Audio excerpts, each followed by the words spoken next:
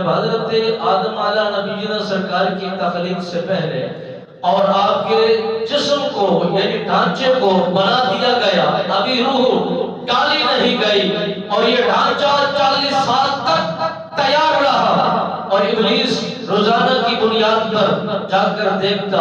اور سوچتا اس کو پیدا کرنے اور اس کو بنانے کا کوئی نہ کوئی مقصد ضرور ہے، کوئی نہ کوئی وجہ ضرور ہے۔ وہ حسدی تھا، حسد ابد سے آ رہا ہے، قیامت کی صبح تک یہ چلتا رہنا ہے، اور ہر کسی میں یہ اس انداز کا یعنی ہوا ڈالی جاتی ہے، وہ حسد کرتا رہا، وہ اس طرح کی باتیں جوڑتا رہا۔ مالک بے نیاز نے جب جبرائیل کو بھیجا دھرتی پر کہ جاؤ مٹی لے کر کے آؤ، میں نے انسان کی تخلیق کرنی ہے، انسان کو پیدا کرنا ہے، انسان کا ڈھانچہ بنانا ہے، تو جناب جبرائیل امین سرکار زمین پر آئے، زمین نے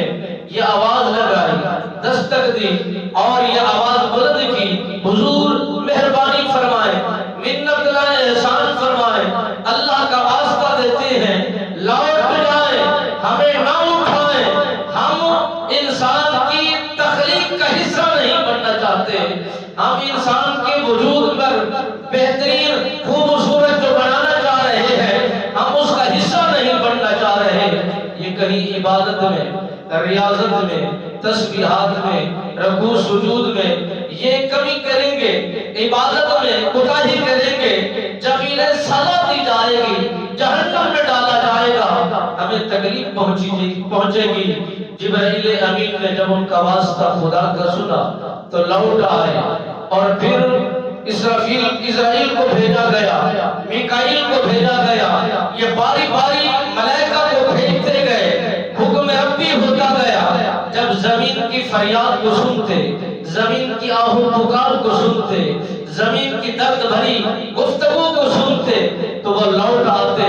جب اسرافیل کی باری آئی اور پھر اسرائیل کی باری آئی، اس وقت یہ فرشتہ زمین پر اتر کر مٹی کو اٹھانا چاہتا ہے، وہی زمین پھر فریاد کرتی ہے، جبرائیل بھی آیا ہے، میکائیل بھی آیا ہے، اسرافیل بھی آیا ہے، میں نے یہی فریاد کی ہے،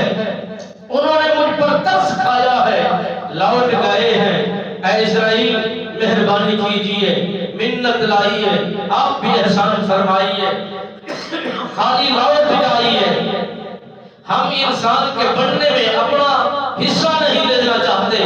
ہم انسان کے وجود میں اپنے لیے اپنے آپ کو مختص نہیں کرتے، ہم پر رحم کیا جائے۔ جب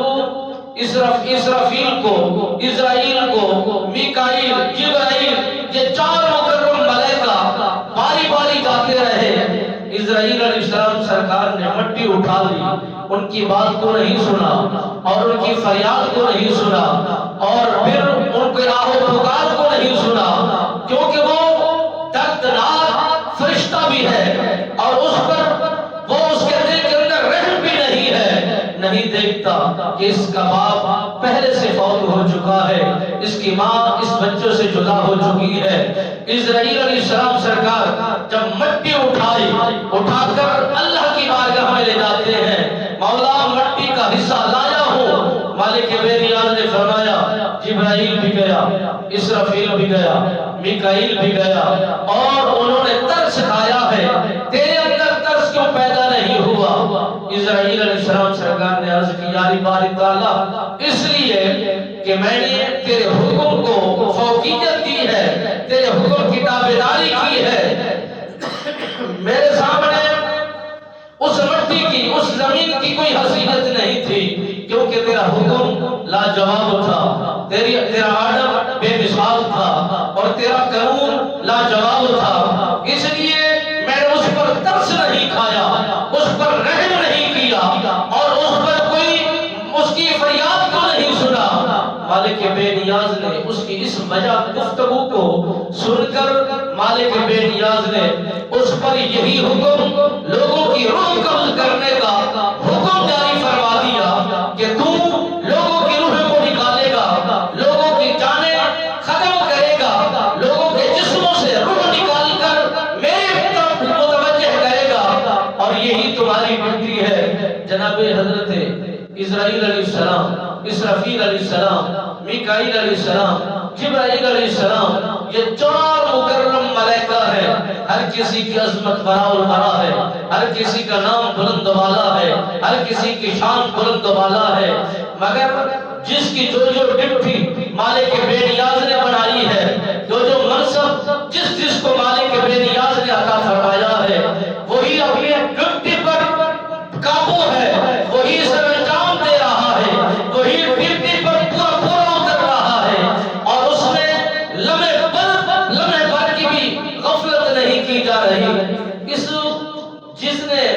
یہ چیزیں ساری دیکھی وہ ابلیس تھا. وہ دیکھتا رہا ملائکہ کا آنا، ملائکہ کا جانا، کیونکہ یہ اس کو پیدا کیا گیا، جنات کو پیدا کیا گیا، یہ دھرتی پر رہ کر زندگی کو بسر کر رہے تھے، خون ریزی ہو رہی تھی، یہاں پر یہ ایک دوسرے کے ساتھ فساد کر رہے تھے. مالک بے نیاز نے چاہا کہ میں انسان کی تخلیق کروں، انسان کو پیدا کروں. 40 سال کا عرصہ یہ ڈھانچہ ابو البشر جناب